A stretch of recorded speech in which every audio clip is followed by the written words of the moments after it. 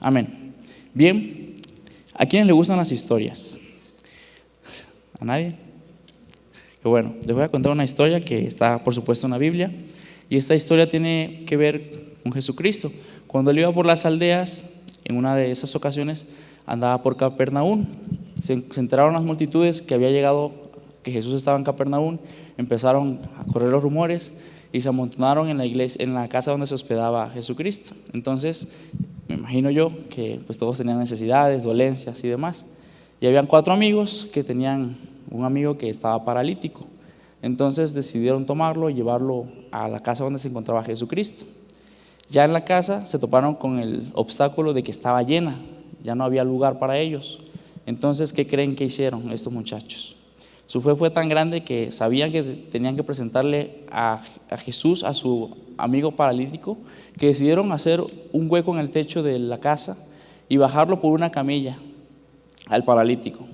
Jesús se asombró tanto que al ver la fe de estos muchachos, le dijo al paralítico: hijo mío, tus pecados te son sanados. Por supuesto, pueden imaginar lo que ocurrió después. Los fariseos y los protectores de la ley empezaron a criticar a Jesús. ¿Qué clase de persona se cree que cree que puede perdonar los pecados? Eso es blasfemia. ¿Cómo va a perdonar los pecados de una persona si él es solo un hombre?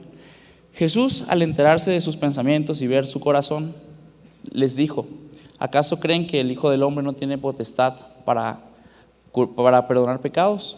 Así que, por tanto, yo tengo la potestad para perdonar pecados, también le doy la sanidad a este paralítico. Así que levántate, ve y anda, hijo. Y en el instante el paralítico se levantó. Todos, por supuesto, que quedaron asombrados, creyeron en Jesús. Yo creo que al estar ahí es porque todos querían ver un milagro, y sus amigos lo consiguieron. Tuvieron la fe de llevarlo y vieron que en verdad Jesucristo había hecho la obra, había hecho un milagro en su vida.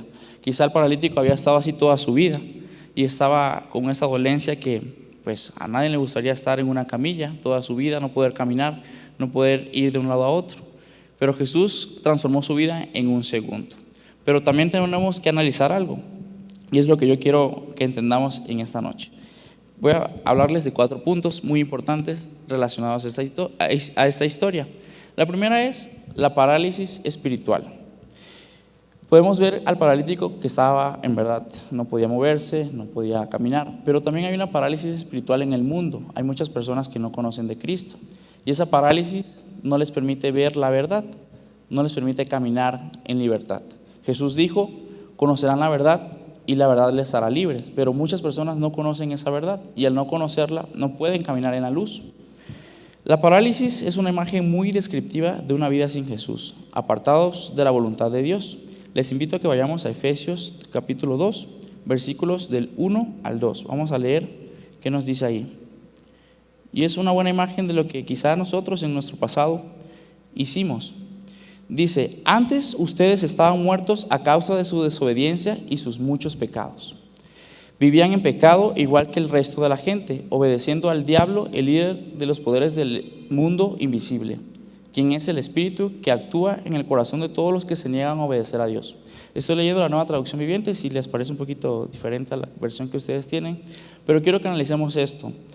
Antes nosotros, cuando no conocíamos de Cristo, o aún conociéndolo, a veces nos hemos apartado de su luz, hemos sido hijos desobedientes y hemos hecho lo que nos parece mejor con nuestros deseos carnales, nuestros instintos naturales. La diferencia entre un ser humano y un animal pues es justo eso, que nosotros somos seres pensantes y podemos saber lo que nos conviene. Aún así nos cuesta trabajo hacer lo bueno, porque para ello necesitamos la fortaleza de Dios. Entonces aquí vemos que esa parálisis espiritual pues muchas veces nos hace vivir literalmente estáticos, inmóviles, no pudiendo hacer lo que realmente deseamos, sino lo que el diablo o nuestros instintos nos guían a hacer. Muchas partes de tu cuerpo no funcionan adecuadamente cuando vives paralítico. No tienes una mente guiada por Dios, no tienes la armadura de Dios, por supuesto, porque no estás confiando en su palabra, a diferencia de lo que nos dice: póngase la armadura de Dios, el yelmo del Espíritu, la espada de la palabra. Pues no la tenemos porque ni siquiera sabemos de eso. Tu mente está reprobada, no hay dominio propio y el pecado se enseñorea de ti y te hace como quiere, te hace ir de un lado a otro. Y quiero que entendamos esto porque así hay muchas personas en el mundo que viven una parálisis espiritual.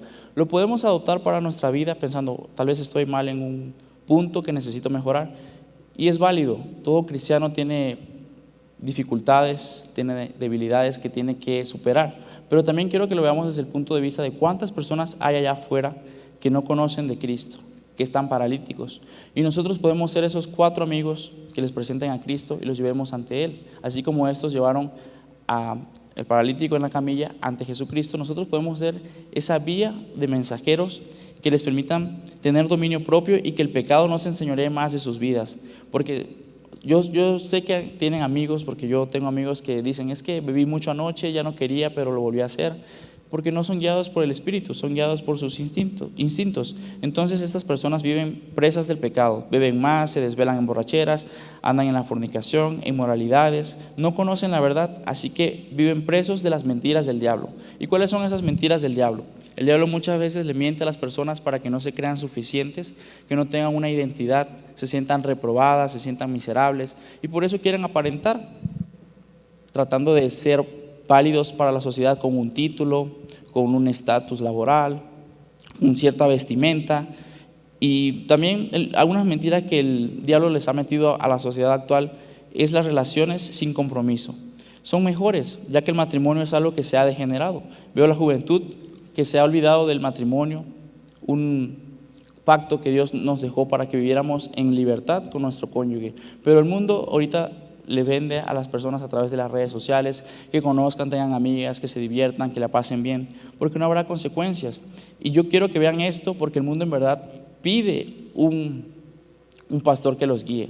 Y Jesús, así como veía a las multitudes que estaban dispersas y perdidas, así debemos de ver nosotros en la actualidad al mundo que está perdido y disperso porque no tienen el conocimiento de Cristo. Están atados a sus placeres. El mundo tiene que cambiar esa perspectiva que tiene, y para ello nosotros tenemos que ser luz en este mundo. El mundo ama más las tinieblas que la luz. ¿Por qué? Porque todas sus obras son malas. Eso lo leemos en Juan 3:19, que es la condenación que hay en el mundo. El mundo está condenado y sujeto a vanidad por eso mismo, porque no se ha permitido ver las bondades que Dios nos ofrece. Realmente las bendiciones de Dios no solo son buenas para nuestras vidas, sino que son un placer mayor que el placer inmediato que nos ofrece el pecado. Yo no digo que el pecado no sea atractivo, pero es un placer efímero y muy volátil. Hay estudios científicos que revelan que aquellos niños que pueden posponer la gratificación, que es, por decir, comerse un chocolate, posponer tal vez la comida, son en su edad adulta personas más felices, que pueden tomar lo bueno en vez de lo malo y disfrutar más de la vida. Entonces, si analizamos esto en términos espirituales, el pecado es algo que realmente atrae a todos los cristianos, y en especial pues aquellos que vivimos dentro de una iglesia, porque el diablo es justamente lo que nos ha tratado de ver, que Dios nos prohíbe lo que es más placentero, pero no es así. Vemos a Adán y Eva que tenían todo un huerto, toda una multitud de árboles para disfrutar, pero Satanás provocó que Eva se concentrara en el que no podía tocar, y se ponen a ver, 99% de las cosas que podía disfrutar, Eva en un segundo no le importó y tomó ese 1% que Dios le había dicho que no tocara. Y muchas veces así le pasa a las personas, no pueden ver que están viviendo un placer que es totalmente sucio, que no les permite crecer y que realmente los hunde hacia la muerte por no conocer la verdad. La paga del pecado es muerte, y esa forma de ver la vida los cristianos la conocemos, pero las personas del mundo no la conocen, y es lo que yo les invito a que compartamos, porque ellos no conocen la verdad, ellos están paralíticos, y es injusto que nosotros queramos hacerles ver en un segundo que la vida cristiana pues es fácil. Realmente no lo es. Sabemos que la vida cristiana no es fácil, pero sí es valiosa, y gracias a la fe en Jesús las personas no son simplemente transformadas de la maldad a lo bueno, no se convierten de personas malas a buenas, sino como el paralítico, son personas que pueden caminar en libertad. Son personas que, como también el Valle de los Huesos, dejan de estar muertas y viven. Su vida tiene un sentido. No son guiados, nuevamente les repito, por sus deseos carnales, son guiados por el Espíritu de Dios, y donde está el Espíritu de Dios, allí hay libertad, y eso lo han escuchado muchas veces en alabanzas y en la Biblia principalmente. Voy ahora al punto 2. El rescate de alguien es un proceso en equipo.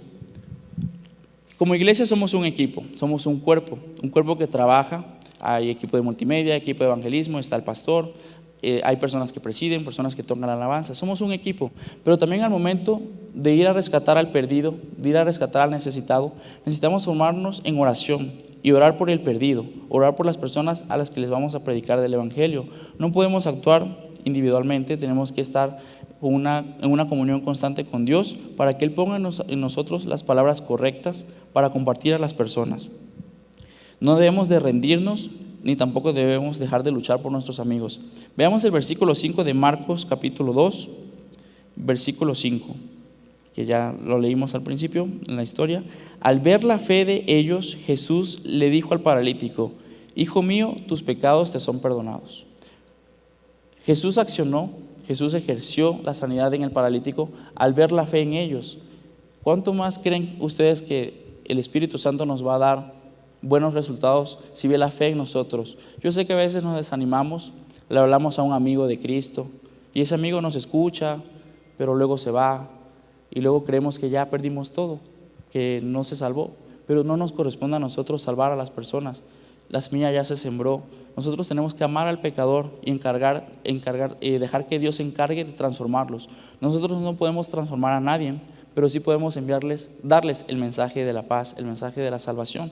Y es lo que yo les insto a que hagamos en todo momento, porque finalmente como cristianos esa es nuestra misión. Tenemos otras misiones como padres, como pastores, como hermanos, tenemos otras misiones, pero como cristianos nuestra misión principal es evangelizar con nuestras vidas, con nuestras palabras, hacer que otras personas sean convencidas de que Cristo es el camino, de que Cristo es la respuesta a sus problemas y a sus aflicciones. De otra manera, estamos perdiendo el tiempo, al menos como cristianos. Yo no les digo que no trabajemos o que no hagamos otras actividades, pero dentro de esas actividades siempre podemos incluir el evangelismo. Siempre podemos orientar nuestras conversaciones a algo significativo que nutra la vida espiritual de las personas. Y entendamos esta historia en un contexto en que la enfermedad anteriormente, y quizá todavía en la actualidad, pero todavía más en el pasado, el estar enfermo era visto como un pecado. Seguramente habías hecho algo malo y la ira de Dios había caído sobre ti, o tus padres hicieron algo malo, así que por eso estabas paralítico, por eso estabas ciego, por eso tenías lepra. Vean la Biblia y se darán cuenta que quienes tenían enfermedades eran personas impuras con las que nadie quería juntarse, personas que eran desechadas, desterradas y que realmente eran prácticamente pateadas. La sociedad los llama pecador en la actualidad, pero Jesús llama a esas personas amigos.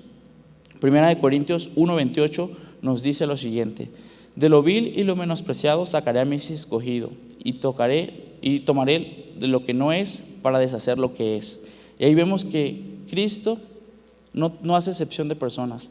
Él quiere salvar al pecador, Él quiere salvar al perdido, y nosotros no estamos aquí para ser jueces, para seleccionar, para hacer una cata de quién merece ir al cielo y quién no.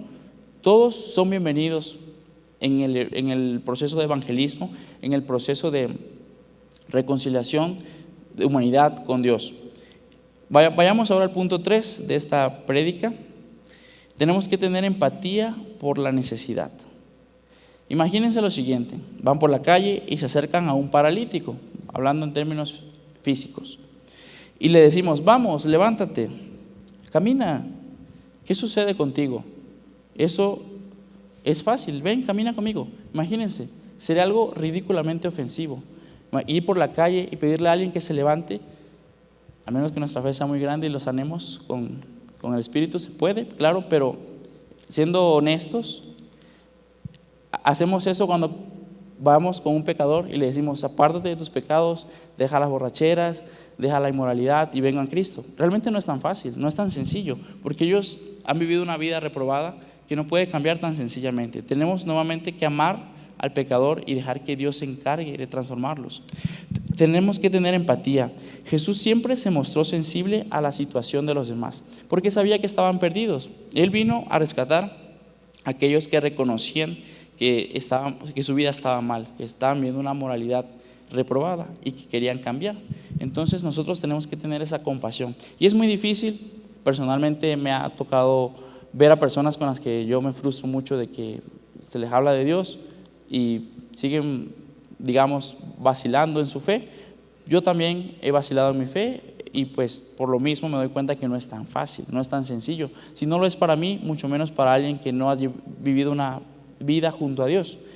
Pero veamos lo que Jesús hacía en Mateo capítulo 9, versículos 35 al 36.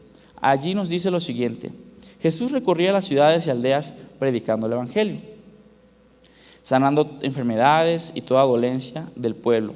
Y al ver las multitudes que tuvo Jesús, tuvo compasión de ellas. ¿Por qué? Porque todas estaban desamparadas y dispersas como ovejas que no tienen pastor. Se dio cuenta que las personas eran guiadas al matadero. ¿Por qué? Porque no estaban siendo conscientes de la verdad, no conocían la verdad. Y Él fue su pastor. El Salmo 23 que nos dice: el Señor es mi pastor, nada me faltará. Pero les aseguro que hay personas allá afuera que no saben que ese salmo siquiera existe. Nosotros lo sabemos, cantamos alabanzas, leemos salmos cuando nos sentimos afligidos, y está bien, pero compartamos esa bondad que Dios ha tenido con nosotros al poner fe en nuestros corazones por Él con otras personas. Porque tener fe no es fácil, no es sencillo. Uno tiene que tener disciplina para poder cultivar esa fe. Entonces, la mejor manera también de mantener esa fe en alto es predicándole a otros de Cristo, es enseñándole el buen camino. Y yo nuevamente les insto a que lo tomemos muy en serio. Tanto Pedro como Pablo nos escriben que tenemos que ser empáticos. Vayamos a 1 de Pedro 3:8, si lo pueden colocar por ahí. Ahí el apóstol Pedro nos dice lo siguiente: sean todos de un mismo sentir, compasivos, amándonos fraternalmente, misericordiosos y amigables. Que seamos personas bondadosas con todo mundo, no importando el background, los antecedentes de las personas. No podemos juzgar al caído, no podemos juzgar al paralítico. Tenemos que tener empatía por todos, porque no sabemos su pasado, no sabemos por qué cayó en las drogas, cayó en la prostitución, cayó tal vez en buscar los placeres más fáciles. Finalmente el pecado, por eso mucha gente lo practica, porque es fácil, es barato, y cuando no tienes fuerzas ni siquiera de vivir, cuando la depresión y la ansiedad se apoderan de tu vida, pues tus instintos gobiernan tu vida. Entonces, esas personas que están presas de sus pecados es porque no han sido libertados. Es nuestro deber mostrarles el camino, mostrarles el amor de Dios, no juzgándolas, porque les aseguro que si las juzgamos, solitas se van a alejar de la iglesia y van a empezar a desconfiar. Y por eso hay muchas personas que están en una pelea constante con Dios, porque ven a la iglesia como cuando la Santa Inquisición. Obviamente ahorita ya no las matan, ya no las flagelan ni las torturan, pero de alguna forma, tan solo métanse a las redes sociales, cuántos debates hay abiertos de gente cristiana tirándole a los pecadores y los pecadores tirándole a los cristianos. Y realmente es una batalla épica que no tiene fin. La idea no es pelear, la idea es compartir a Cristo, es llenar de amor la tierra, y que las personas por sí solas se den cuenta que cuando el amor gobierna sus vidas, el odio desaparece. Es imposible que nosotros queramos vencer el mal con más mal, y lo dijo también Jesucristo, que no seamos vencidos de los malos, sino venzcamos con el bien el mal. Así que si nos hace falta bondad en nuestros corazones, empatía, pues pidámosla a Dios, quien sabe dar a todos abundantemente.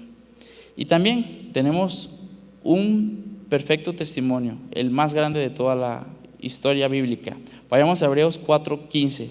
Allí nos dice que Jesucristo, Hebreos 4:15, Jesucristo, al haber vivido una vida humana totalmente similar a la nuestra, puede compadecerse en todas nuestras debilidades, tanto de nosotros como de aquellas personas que no conocen de Él todavía. Así que usemos eso para nuestro testimonio. Confiemos en que Dios conoce nuestras debilidades para fortalecernos y para no permitir que el diablo nos engañe, haciéndonos creer que por ese 1% que Dios nos prohíbe, estamos perdiéndonos las grandes hazañas del mundo. Porque el mundo quiere que creamos que Dios es malo y que quiere que nos perdamos de los placeres de la vida, pero realmente no es así. Hay 1000 cosas buenas que podemos hacer y las podemos compartir con otras personas para que éstas se den cuenta de que cuando uno vive en libertad, cuando uno vive en la luz y cuando uno puede exponer las obras de las que somos capaces, uno vive en verdad feliz. Es una felicidad que viene de adentro hacia afuera, no de afuera hacia adentro como el mundo nos las pinta, poniéndola les decía, en estatus, en títulos, en fama, en ropa, en cosas perecederas. Dios nos pone su felicidad de una manera muy diferente, una manera invaluable, que no es posible obsequiarla en una cajita. Solo se obsequia con amor. Cuando nuestro corazón es guiado por amor, más personas conocen de Cristo. Les voy a hablar del último punto, que es justo ese. Las buenas noticias se comparten. Vemos que este mundo no es así. Lo que se comparte más son las malas noticias. En Twitter hay miles de accidentes y se comparten en el instante. Guerras, terremotos, manifestaciones en otros países, socialismo, comunismo. Todo eso si entran a Twitter pueden verlo ampliamente. También pueden entrar a cualquier noticiero y verán también hay malas noticias. Las malas noticias corren en el mundo rápidamente. Pero las buenas noticias, aquellas que Dios tiene preparadas para todos aquellos que le buscan insaciablemente, también deben compartirse. Dios nos ha bendecido con la fe que nos ha sido dada gratuitamente. Ahora es cuestión o depende de nosotros el compartirla a las demás personas que están perdidas en sus delitos y pasiones.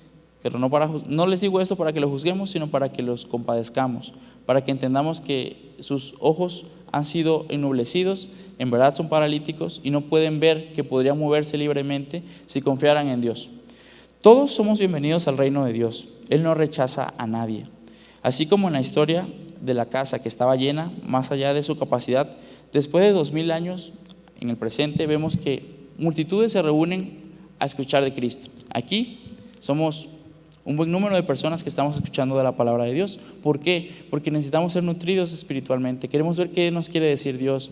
Queremos aprender de su palabra constantemente y queremos que Él llene nuestras vidas. Esa es la razón por la cual venimos. Venimos a alabarle, venimos a convivir unos con otros, a compartir un momento de café y pan al final de la reunión, lo cual no está mal, porque eso se hacía en la antigüedad con la iglesia primitiva.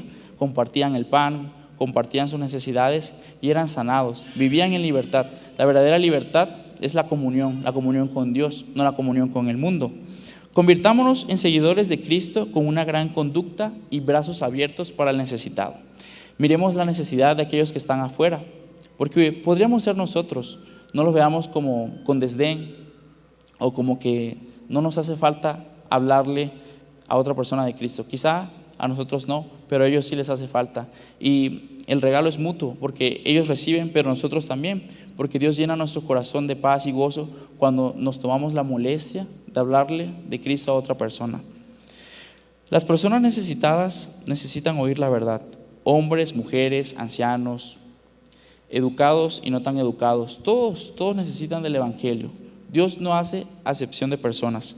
Todos deben ser bienvenidos en nuestra iglesia, que hay muchos lugares para otorgar, y nosotros deberíamos también tener ese peso de ¿a quién voy a llevar hoy miércoles? Voy a llevar a alguien que necesite escuchar un mensaje de Dios, que necesite alabar a Dios, que necesite ser nutrido de su palabra. Tener ese peso, esa necesidad de querer llenar otro lugar para que la iglesia crezca, y no hablo de la iglesia Camino de Vida, sino de la iglesia en general mundial. Obviamente nosotros tenemos una iglesia física que nos permite compartir con otros las bondades de aquel que nos llamó a su luz.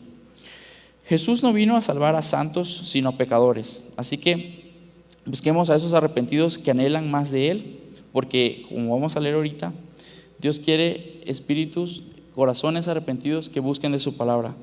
Dios quiere que no solo recibamos nuestra propia sanidad, sino que seamos como los 4 amigos que ayudaron al paralítico y así ayudar a otros a encontrar la plenitud en Cristo. Tenemos un regalo, está bien, ahora hay que compartirlo. Compromiso para evangelizar con intención. Les hago una pregunta. ¿Somos conscientes de las necesidades de todas las personas que nos rodean? Nos hemos preguntado qué le pasa a mi vecino, por qué se comporta así, por qué está enojado frecuentemente, por qué esta persona me insultó de esta manera. Realmente hay mucha necesidad y la mayoría de las necesidades son espirituales, porque las personas ponen su confianza en este mundo y al no conocer el reino de Dios, al no saber que hay algo más, algo mejor que esto, pues imagínense, su vida es muy deprimente, porque si algo sale mal aquí, pues su mundo se viene abajo.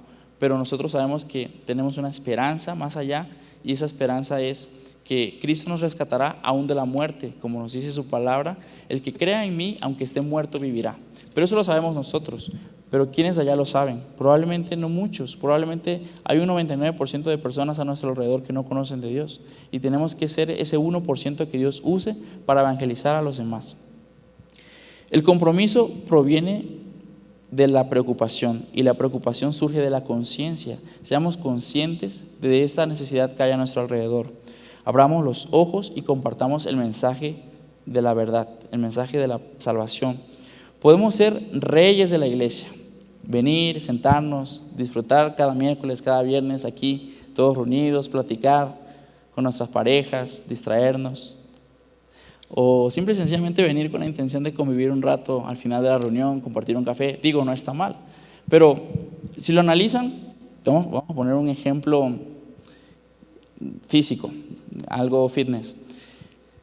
Un atleta que se prepara en una caminadora, está en la cinta de correr 20, 30 minutos a diario.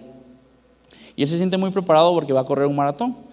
Llega el día del maratón y se da cuenta, se topa que no es lo mismo. No es lo mismo correr en una caminadora que correr en un maratón. En el maratón estás expuesto a que haya piedras, el viento, el sol, la altura y otras personas que están alrededor de ti. Como cristianos, ¿qué les digo? A veces somos cristianos de la cinta de correr. Estamos corriendo, venimos a la iglesia, nos nutrimos, tomamos palabra viva, Tumi, asistimos a nuestras reuniones. Está bien, no les digo que lo dejen de hacer, pero esa es la práctica. Tenemos que enfatizar todo esto que hemos estado aprendiendo y llevarlo a la verdad. Tenemos que dejar de ser cristianos que estemos sentados escuchando la palabra de Dios y compartirle a los que están allá afuera. Tenemos que correr el maratón, porque el maratón es más difícil, requiere más empeño, más disciplina. Pero pues si ya estamos preparados, conocemos los versículos, conocemos la verdad y Dios nutre nuestros corazones, pues ahora ¿qué sigue? Evangelizar a las personas, porque es lo que Cristo nos mandó a hacer. Y ya para ir concluyendo, les voy a pedir que vayamos a Marcos 2 también, pero más adelante, al versículo 15. Ahí Jesús dijo lo siguiente: más tarde, Leví invitó a Jesús y a sus discípulos a una cena en su casa, junto con muchos cobradores de impuestos y otros pecadores de mala fama. Había mucha de esa clase de gente entre los seguidores de Jesús. Cuando los maestros de la ley religiosa, que eran fariseos, lo vieron comer con los cobradores de impuestos y otros pecadores, preguntaron a los discípulos: ¿por qué come con semejante escoria? Impactante, ¿no?